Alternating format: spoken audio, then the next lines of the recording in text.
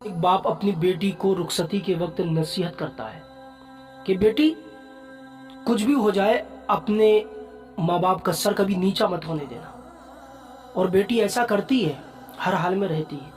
یہ بات کہیں تک صحیح بھی ہے کہ اپنے گھر کو نبھانا، لیکن میں کہنا یہ چاہتا ہوں کچھ ظالم لوگ ہوتے ہیں، آپ اپنی بیٹیوں کو رشتے بہت دیکھ کر کے دیں، کیونکہ کچھ ظالم ہوتے ہیں جو آپ کے اچھے ہونے کا فائدہ اٹھا لیتے ہیں۔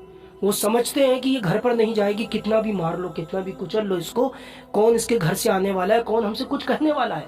ہزاروں زخم کھا کر کے خاموش رہتی ہے، اس لیے کہ کہیں میرے ماں باپ کی گردن نیچی نہ ہو جائے، میرے ماں باپ کو کسی کے سامنے سر نہ جھکانا پڑے، اور کہیں ایسا نہ ہو کہ میری اور بھی بہنیں ہیں وہ جوان گھر پر ہیں، ان کے رشتے نہ آئے اگر میں آج یہاں سے چلی جاؤں گی۔ تو اپنی بیٹیوں کے رشتے نا سوچ سمجھ کے دو، بہت زیادہ دیکھو کہیں کوئی ایسا تو نہیں کہ انسان ہی ہے، شیطان ہے۔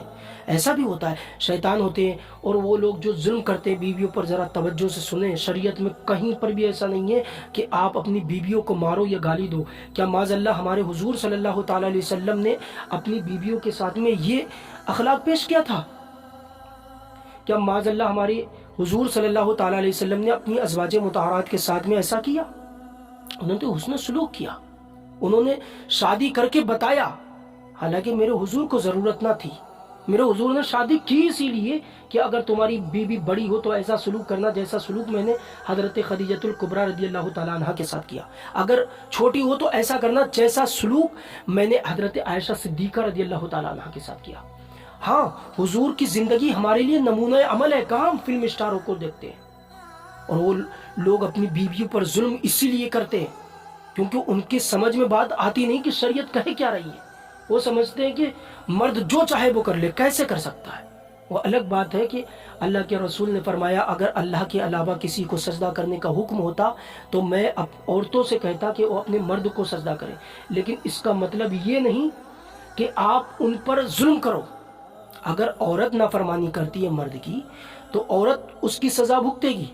حضور نے فرمایا کوئی عورت اگر اپنے مرد کے ساتھ میں نیک نہ ہو، پھر چاہے کتنی بھی متقی، کتنی بھی پرہیزگار ہو، وہ جنت میں داخل نہیں ہوگی، وہ جہنم میں جائے گی۔ جہاں حضور نے یہ فرمایا ہے وہاں حضور نے یہ بھی فرمایا ہے اگر کسی نے کسی پر ظلم کیا تو وہ بھی جنت میں داخل نہیں ہوگا۔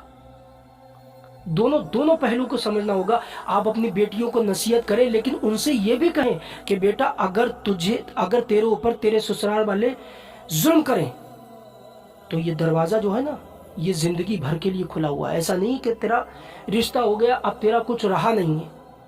اگر آپ ایسا کریں گے تو بیٹی ظلم کو سہتی رہے گی، اور ظلم کو سہنا بھی ظلم ہے۔ وہ سہتی رہے گی، مجبور ہے، گھر جا نہیں سکتی چھوڑ کر کے۔ کس کے پاس جائے، کس سے کہے جا کر کے؟ آپ کو اپنی بیٹیوں سے یہ بھی کہنا کہ بیٹا اگر ظلم ہو جب تک ہو سکے سہنا، لیکن اگر ظلم حد سے بڑھ جائے تو بیٹا تیرے لیے میرے گھر کا دروازہ کھلا ہے، تیرا ہی گھر ہے۔ یہ اپنی بیٹیوں سے کہو، ورنہ آج دیکھ لو کتنے ظالم مرد عورتوں پر ظلم کرتے ہیں، کتنا ظلم کرتے ہیں، مارتے ہیں۔ بتائیے شریعت نے کہیں پر اجازت دی مارنے کی؟ ان کی آنکھیں سوج جاتی ہیں، آنکھوں کے ڈیلے جو ہوتے ہیں نا کالے پڑ جاتے ہیں، روتے روتے آنکھیں سوج جاتی ہیں، لیکن اس کو سمجھ نہیں آ رہا۔ یہ ماں کے کہنے پر اپنی بیوی کو مارتا ہے، بھائی کے کہنے پر اپنی بیوی کو مارتا ہے۔ یہ گھر بگڑتے ہی اس لیے ہے کہ اس مرد نے اپنی بیوی کو اپنی آنکھوں سے دیکھنا چھوڑ دیا۔ اس نے دیکھا اپنی ماں کی آنکھوں سے، اپنے بھائی کی آنکھوں سے، بہن کی آنکھوں سے۔ تو اپنے آپ دیکھ میرے بھائی، یہ جو تیرے گھر پر آئی ہے نا یہ سب کچھ چھوڑ کر کے تیرے لیے آئی ہے۔ کل ہو سکتا آپ کی بیٹی ہو وہ بھی کسی کے گھر جائے، آپ کی بہن ہو وہ بھی کسی کے گھر جائے گی، پھر وہ بھی ظلم کرے گی، تو بتاؤ آپ کا کیا ہوگا؟ سمجھنے کی ضرورت ہے میرے بھائیوں۔ اپنی بیٹیوں سے یہ بھی کہو کہ بیٹا سب سے بڑا حق مرد کا ہے، میرا حق بعد میں ہے۔ باپ یہ کہے میرا حق پیچھے ہے، ماں کا حق پیچھے ہے، بھائی کا حق پیچھے، سب سے آگے تیرے مرد کا حق ہے۔ لیکن یہ بھی کہو کہ بیٹا اگر ظلم کی حد بڑھ جائے تو اپنے گھر پر آنا، ہمیشہ کے لیے تمہارے لیے میرے گھر کے دروازے کھولے ہیں۔